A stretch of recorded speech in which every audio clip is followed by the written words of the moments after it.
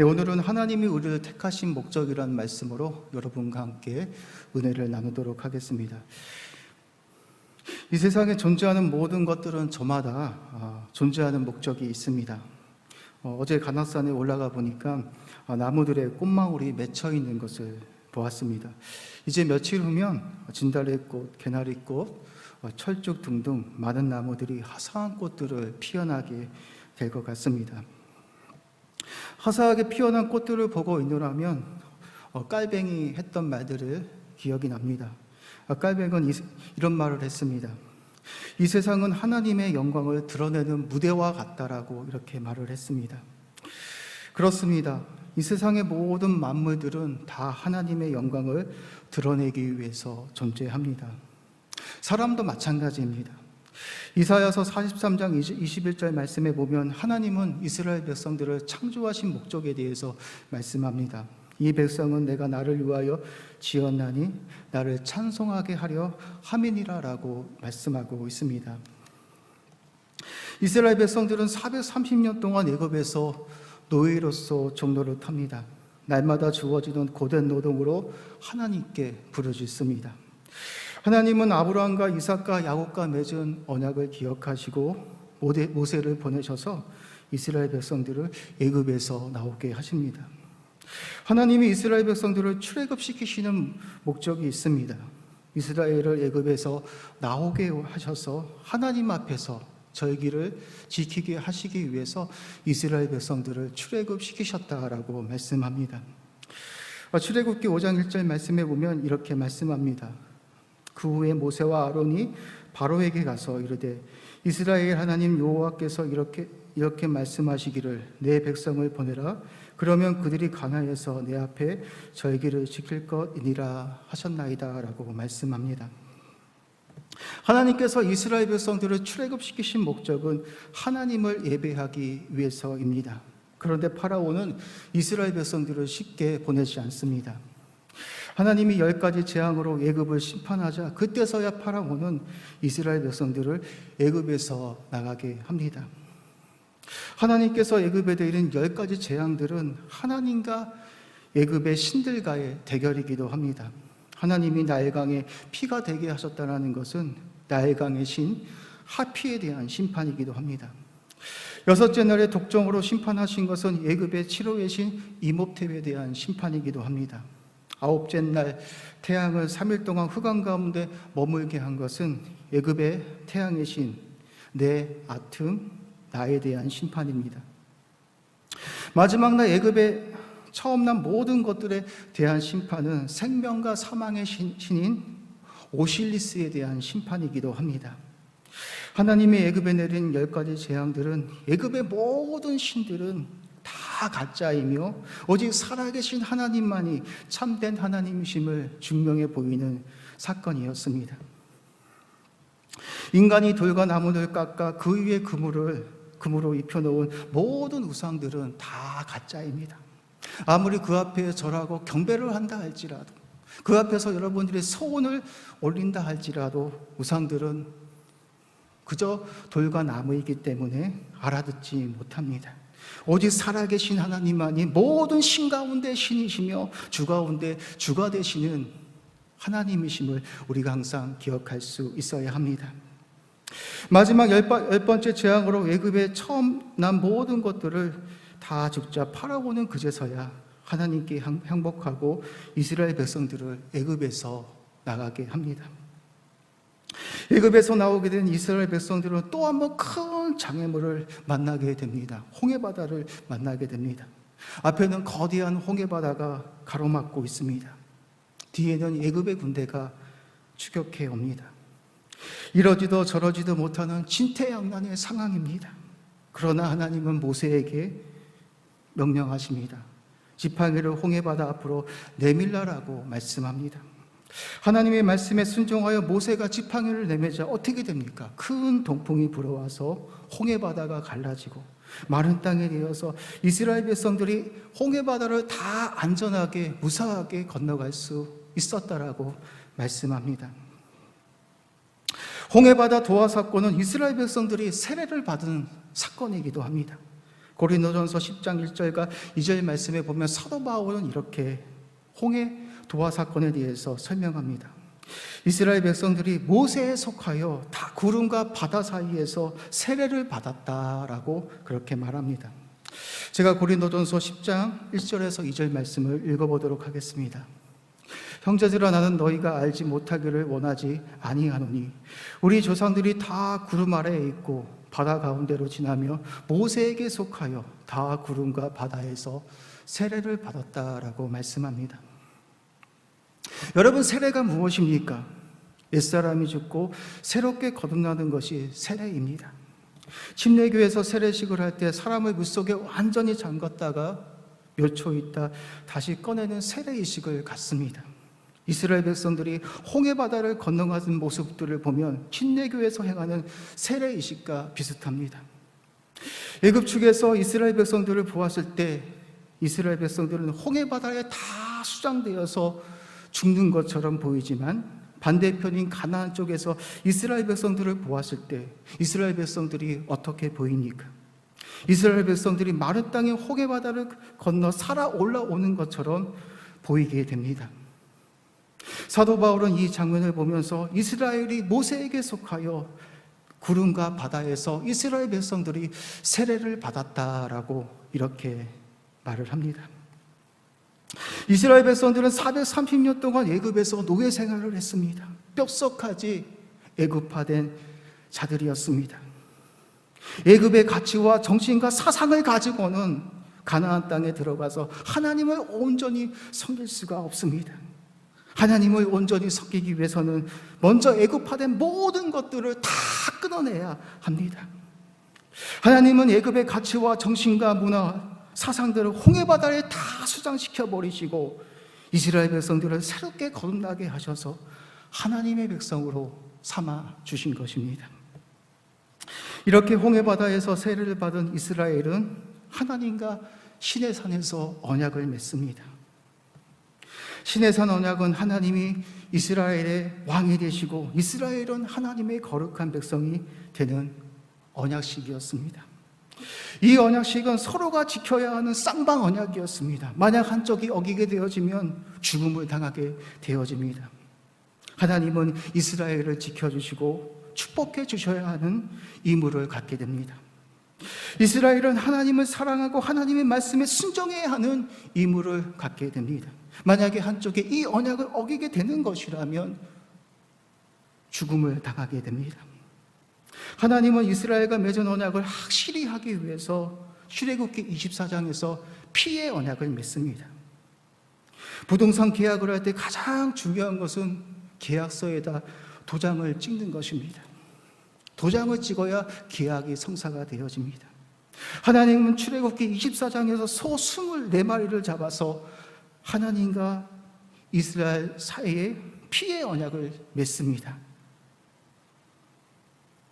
이제 계약이 완료가 되었습니다.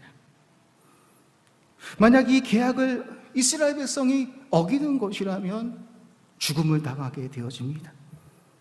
그런데 이스라엘 백성들이 가나안 땅에 들어가서 어떻게 합니까? 하나님과 맺은 언약들을 일방적으로 파기합니다.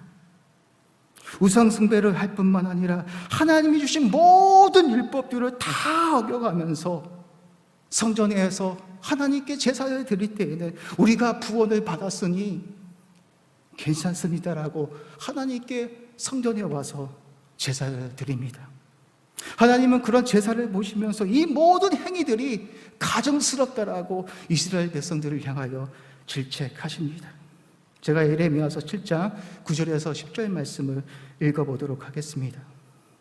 너희가 도둑질하며 살인하며 간음하며 거짓 맹세하며 바알에게 분향하며 너희가 알지 못하는 다른 신들을 따르면서 내 이름으로 일컬음을 받는 이 집에 들어와서 내 앞에 서서 말하기를 우리가 구원을 얻었나이다 하느냐, 이는 이 모든 가증한 일을 행하려 함이로다라고 말씀하고 있습니다. 하나님은 온 힘을 다 쏟아부어서 이스라엘 백성들을 애굽에서 나오게 하셨습니다.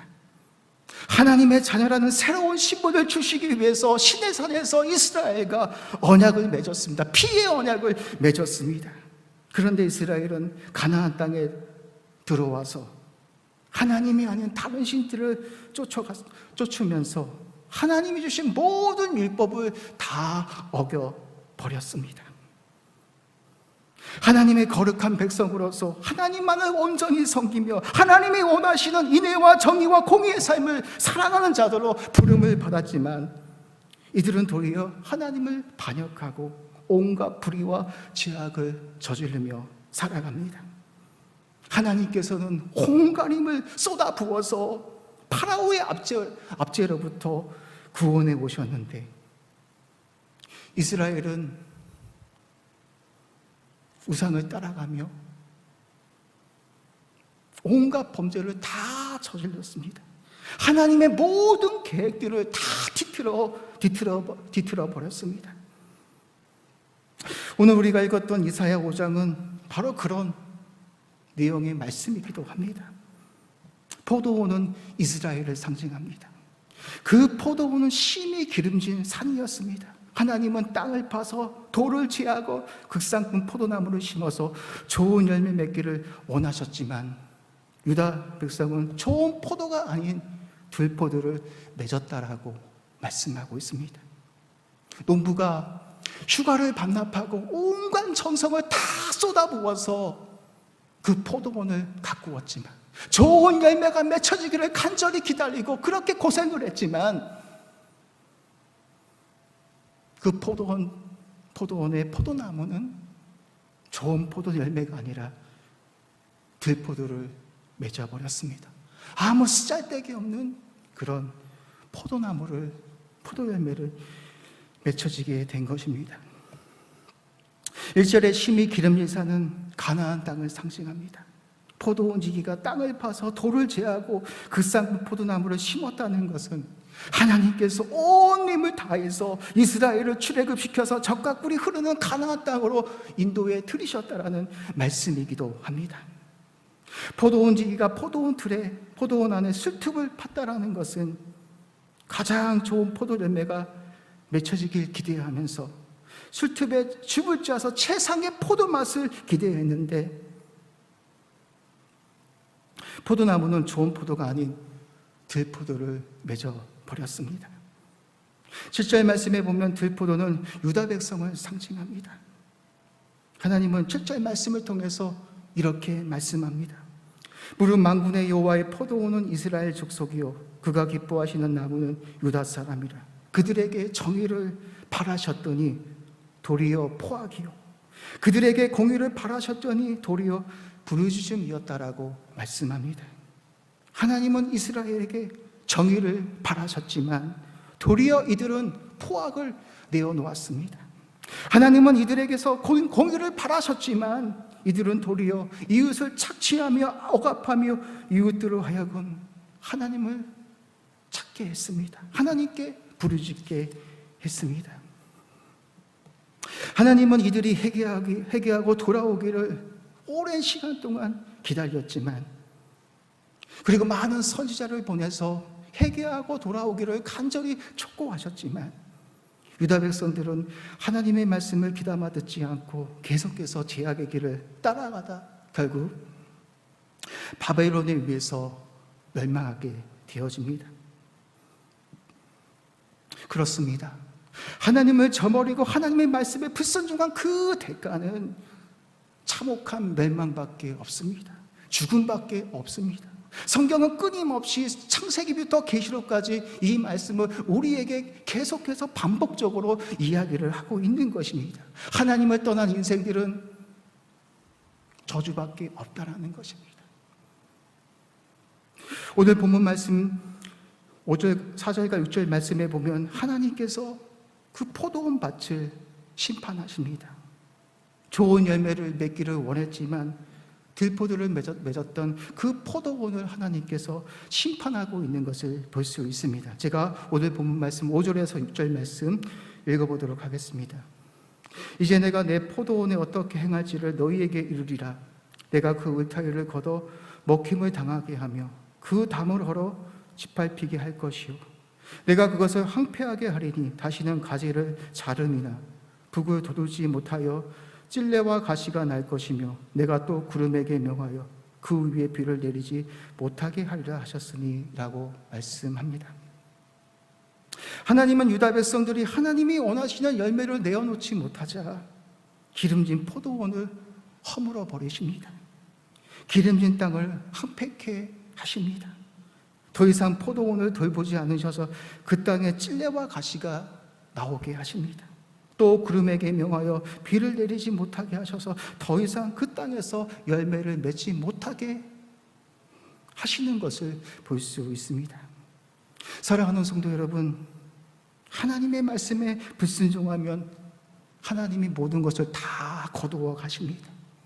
생수의 근원 되신 하나님을 저버린 인생들의 최후는 멸망이며 고통이며 죽음밖에 없음을 우리는 기억하셔야 합니다. 아담과 하와가 왜 에덴에서 쫓겨났습니까? 하나님을 반역하고 하나님같이 되고자 하는 그 교만한 마음 때문에 에덴에서 쫓겨났습니다. 이스라엘도 마찬가지입니다. 하나님이 인도하신 적각불이 흐르는 땅에서 하나님을 반역하고 온갖 불의한 삶을 사다가 결국 바벨론에 의해서 멸망당했습니다. 살아남은 자들은 바벨론의 포로로 끌려가서 노예 생활을 해야 했습니다. 그렇습니다. 하나님의 구원을 망각하고 하나님의 자녀답게 살지 못하게 될 때 우리에게 찾아오는 것은 하나님의 심판밖에 없습니다. 사랑하는 성도 여러분, 우리는 어떤 사람들입니까? 우리 또한 예수 그리스도 안에서 새로운 피조물이 된 자들입니다. 예수 그리스도와 함께 세례를 받아서 하나님의 거룩한 백성이 된 자들이기도 합니다. 로마서 6장 3절과 4절 말씀에서 바울 사도는 이렇게 말하고 있습니다. 무릇 그리스도 예수와 합하여 세례를 받은 우리는 그의 죽으심과 합하여 세례를 받은 줄을 알지 못하느냐. 그러므로 우리가 그의 죽으심과 합하여 세례를 받음으로 그와 함께 장사되었나니 이는 아버지의 영광으로 말미암아 그리스도를 죽은 자 가운데서 살리신과 같이 우리도 또한 새 생명 가운데 거하게 하시기 위해서 우리를 살리셨다라고 말씀하고 있습니다. 우리의 옛사람은 그리스도와 함께 십자가에 못 박혀 죽었습니다. 함께 장사가 되었습니다. 그리스도와 함께 장사가 되었다는 말은 우리가 그리스도 안에서 세례를 받고 새로운 피조물이 되었다라는 말씀이기도 합니다. 우리 옛사람은 그리스도와 함께 장사되어 죽고 하나님께서 성령의 능력을 통하여서 예수 그리스도를 살리셨을 때에 우리 또한 살리셔서 새 생명 가운데 거하게 하셨다라고 말씀하셨습니다. 하나밖에 없는 독생자 예수를 죽이셔서 그 피값으로 우리를 사신 바 되신 것입니다. 왜 하나님께서는 하나밖에 없는 독생자 예수를 죽이셔서 저와 여러분을 하나님의 자녀로 불러주신 그 이유가 무엇입니까? 아담과 하와에게 실패했던, 이스라엘 백성들에게 실패했던 그 목적을 이제는 우리를 통해서 이루시기 위해서 우리를 예수 그리스도 가운데서 새롭게 하시고 하나님의 자녀로 삼아 주신 것입니다. 대속의 은혜를 받은 하나님의 자녀들은 어떻게 살아가야 하겠습니까? 하나님의 영광이 되어야 합니다. 그분의 찬송이 되어야 합니다. 예수 그리스도가 이 땅에서 살아내셨던 삶을 이제는 우리의 신실한 삶을 통하여서 우리가 살아내는 그런 삶을 살아야 합니다.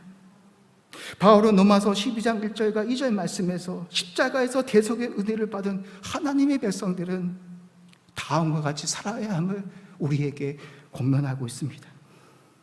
그러므로 형제들아, 내가 하나님의 모든 자비하심으로 너희를 권하노니 너희 몸을 하나님이 기뻐하시는 거룩한 산제물로 드리라.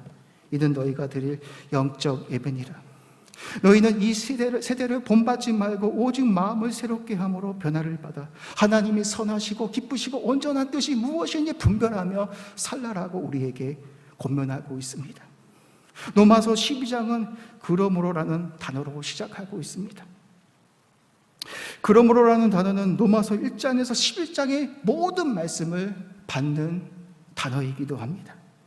로마서 1장과 11장의 내용을 보면 모든 인간들은 죄를 범하여 하나님의 영광에 이르지 못한 자들입니다. 하나님의 주신 율법들을 충족하지 못하여 하나님의 진노하에 놓여 있는 자들이었습니다. 그런 저주 아래 있는 죄인들을 하나님께서 어떻게 구원하셨습니까? 예수님을 십자가에 죽이셔서 그 모든 저주와 비참들을 예수님께서 우리를 대신해서 받으셔서 우리는 예수 그리스도 안에 있는 그 일을 전가받아서 우리가 이로운 자가 되어졌고 우리가 하나님의 자녀가 된 것입니다. 우리는 거저 은혜로 대속의 은혜를 받았지만 하나님 측에서는 하나밖에 없는 독생자 예수를 죽이셔서 모든 것을 다 내어주셔서 우리에게 대속의 은혜를 주신 것입니다.